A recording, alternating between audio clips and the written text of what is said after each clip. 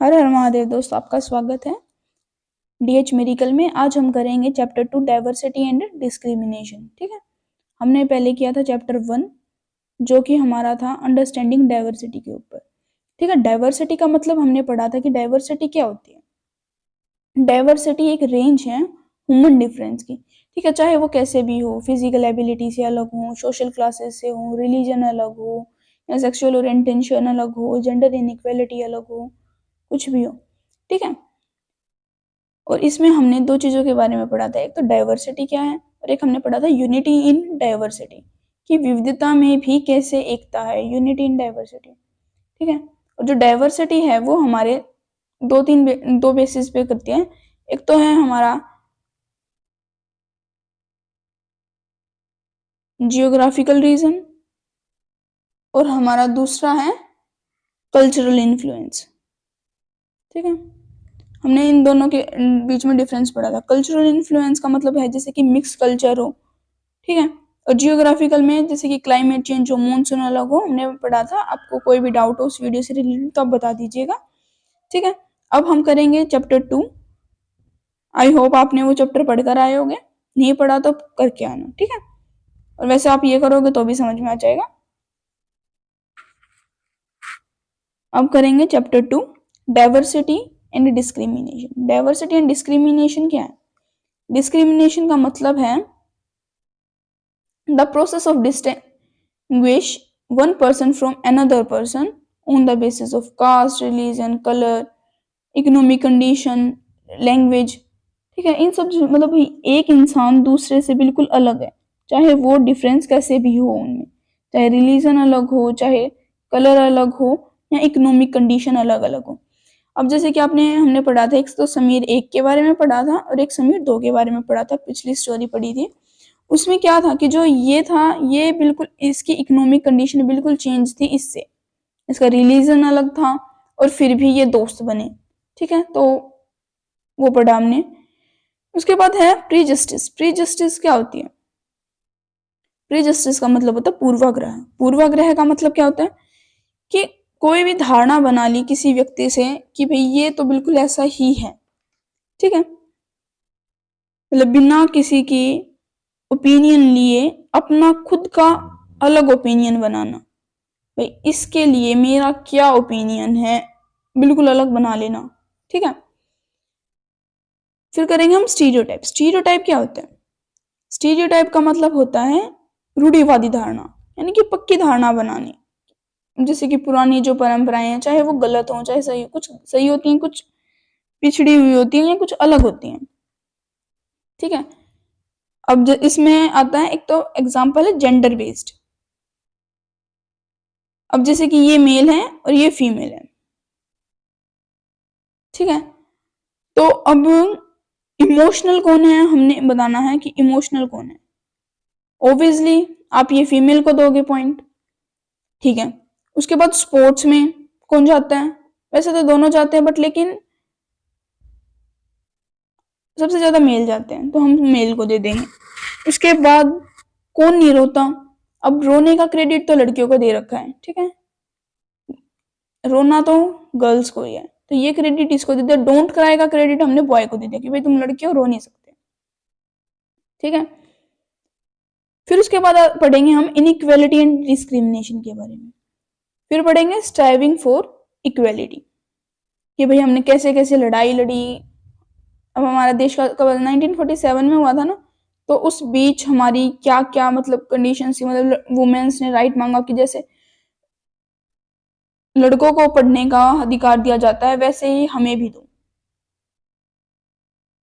ठीक है, अब करेंगे हम difference in pre justice. Pre justice का मतलब है पूर्वाग्रह। द टेंडेंसी टू जज अदर पीपल नेगेटिवली और कंसीडर देम इंफीरियर। भाई उसको बिना कुछ जाने उसको जज कर लिया कि भाई वो तो नेगेटिव है, वो इंफीरियर है। ठीक है, अब जैसे कि आपने प्री जस्टिस अपना ही opinion about the certain people, उस व्यक्ति के अनुसार अपना खुद का अनफेयर ओपिनियन बना लिया। ठीक है, चाहे वो कैसे भी हो, रिलीजन के ऊपर, जेंडर के ऊपर, या स्किन कलर के ऊपर। ठीक है, अब इसका एग्जाम्पल आप ले लेते हैं, जैसे English is the best language and other are not important, कि भाई इंग्लिश एक बेस्ट लैंग्वेज है और कोई लैंग्वेज इंपॉर्टेंट है ही नहीं, ऐसा तो नहीं है। और बाकी जो हमारी 1600 लैंग्वेज है, क्या वो इम्पोर्टेंट है ही नहीं?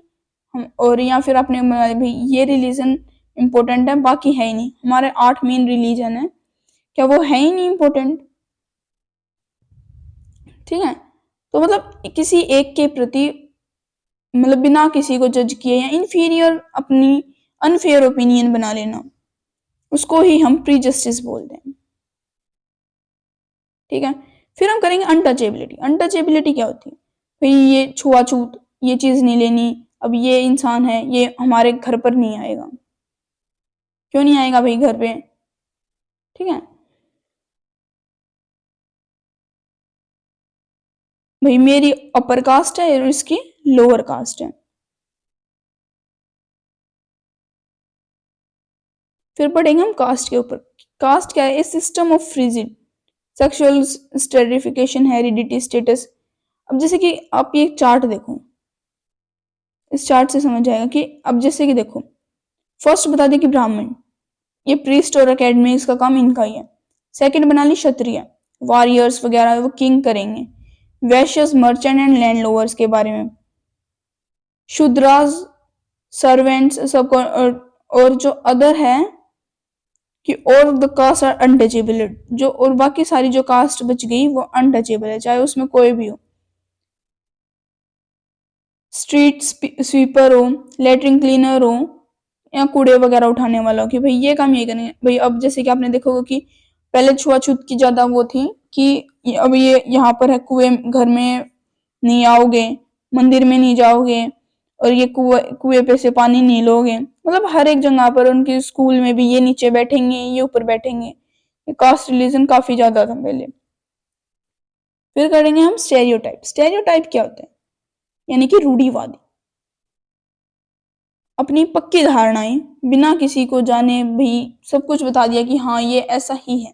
ये सारे जो पॉइंट्स हैं ना, ये सारे सेम से हैं, थोड़ा ध्यान से करना। ठीक है, अब देखो, a fix idea about a particular type of person और थिंग, चाहे वो true which is not true in reality, चाहे वो सच हो वास्तव में या नहीं, हमें उससे कोई मतलब ही नहीं है।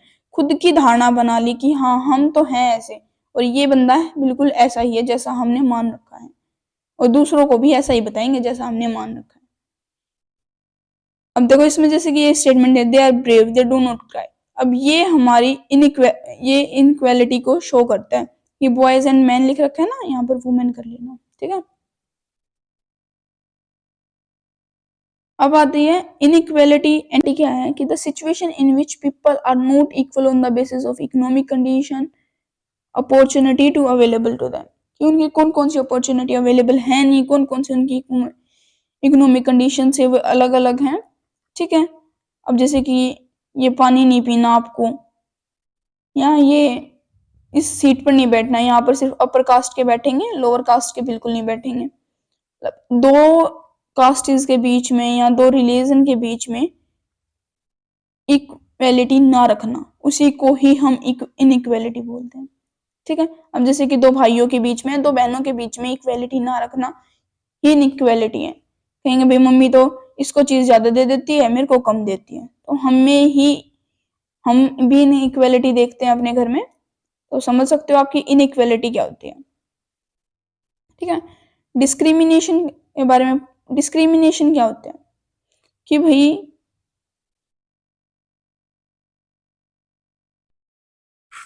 डिस्क्रिमिनेशन के बारे में हमने पढ़ा था कि कैसे एक पर्सन दूसरे पर्सन से अलग है।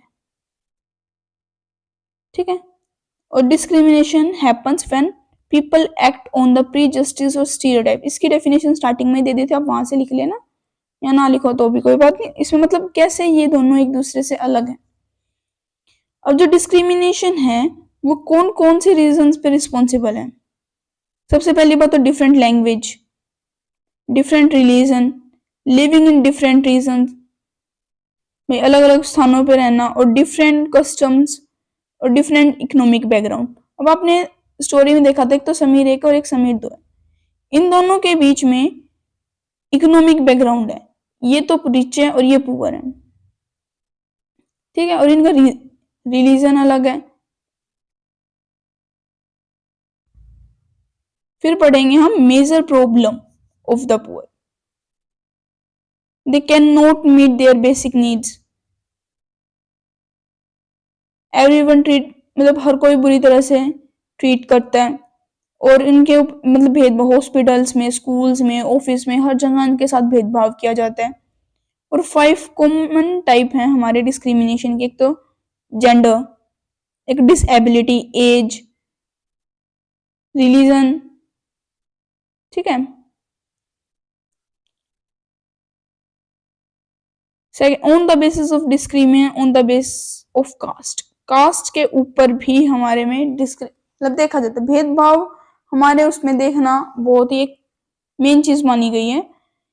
हम पूरी इसमें पॉलिटिक में मतलब इन्हीं के बारे में पढ़ेंगे कि कैसे भेदभाव था उनमें, कैसे डाइवर्सिटी में चेंज आया, कैसे लॉज वगैरह बने, कैसे कैसे उन्होंने मांग की भाई हमारे ये अधिकार हैं, ठीक है।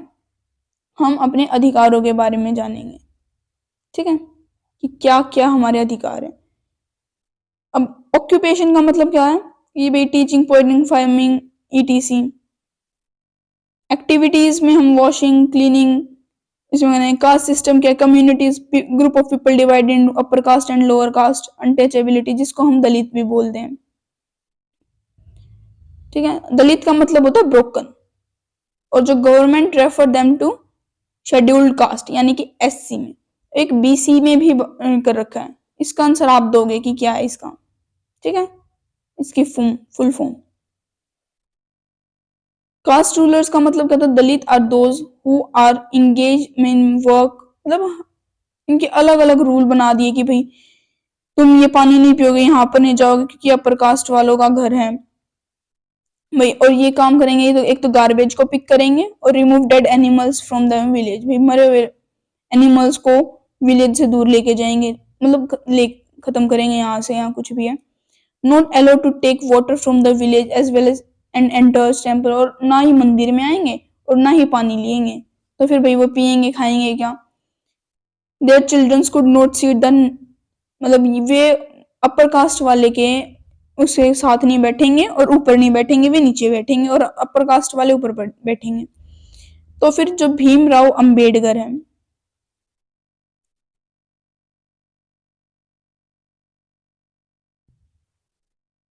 भीमराव अंबेडकर ये आए हमारे, जिसको हमें फादर बोला जाता, कॉन्स्टिट्यूशन मतलब हमारे संविधान का पिता, ठीक है। It is the best leader, काफी अच्छे लीडर माने गए हैं ये, हु फॉर देयर मतलब जो अपने अधिकारों के लिए लड़े।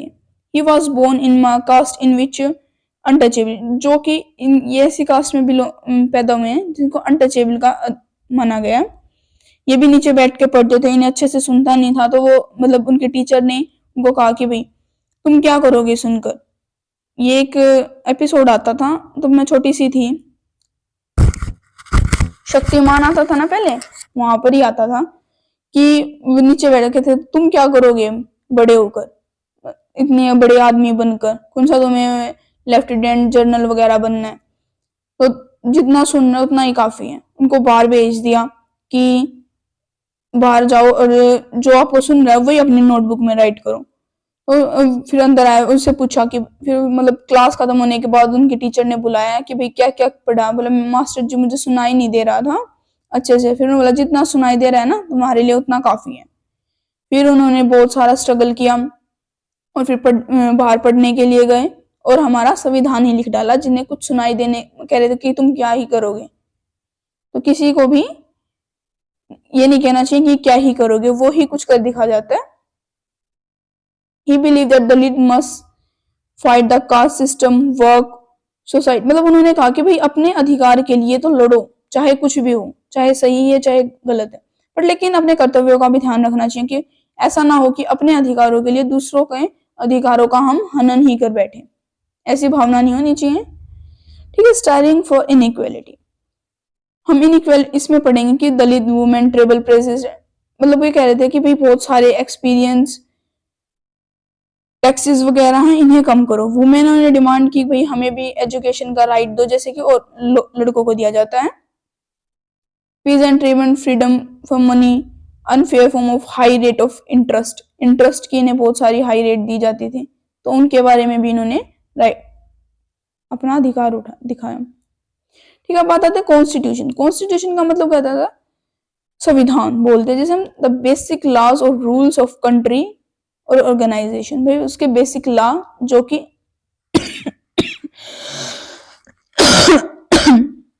लिखे गए हैं। ठीक है, ideal of constitution against the inequality and discrimination, कौन से हमारे अधिकार हैं कौन से नहीं हैं। ठीक है, उन्होंने मतलब और everyone has equal rights and opportunity, हर एक के अपने अधिकार हैं और खुद, और untouchability has been a legal approach, freedom to follow any religion, भाई मतलब लोगों को फ्रीडम है कि भाई कोई सा भी धर्म अपना सकता है, कोई भी छोड़ सकता है, और उन्हें फ्रीडम है कि भाई अपने फेस्टिवल खुद मतलब जो आप अपना फेस्टिवल बनाना चाहते हो वो बनाओ। ठीक है, कॉन्स्टिट्यूशन ऑफ इंडिया, हमारे संविधान के बारे में जो कि आपका फर्स्ट पेज है, ये इंपॉर्टेंट है। इसमें हमने पढ़ना है जैसे कि जस्टिस के बारे में, लिबर्टी के बारे में, इकोनॉमिक, पॉलिटिकल, भाई आजकल हर कोई कुछ ना कुछ अपना अलग का काम करना चाहता है, हर एक को खुद का राइट है कुछ करने का। लिबर्टी, इक्वेलिटी है, भाई लड़का चाहे कुछ करे लड़की चाहे कुछ करे। और द कॉन्स्टिट्यूशन असेंबलीज वगैरह, आपको ये पेज है हमारा संविधान का, ये फर्स्ट पेज है जो कि आपको याद करना है। ठीक है, एज इट इज बिल्कुल सेम का सेम ऐसे याद करना है, और आपको कोई भी डाउट हो वो पूछ लेना। ठीक है, और इसमें हमारे में एक तो आर्टिकल 14 to 18 के बीच में बताया गया कि राइट टू इनइक्वालिटी। ठीक है, और आर्टिकल 17 में बताया गया है अनटचेबिलिटी के बारे में। ठीक है, और जो आर्टिकल 17 है ये हमारा यूपीएससी में आता है, पूछा गया है। ठीक है, तो इसके बारे में पढ़ना कि क्या होता है आर्टिकल 17, और आर्टिकल 14 to 18 में लिख रखा है राइट टू इनइक्वालिटी के बारे में। ठीक है, और आपका कोई भी क्वेश्चन हो तो आप पूछ लेना, और आई होप आपको वीडियो अच्छी लगी होगी। Like, share and subscribe. ठीक है, जय हिंद, वंदे मातरम।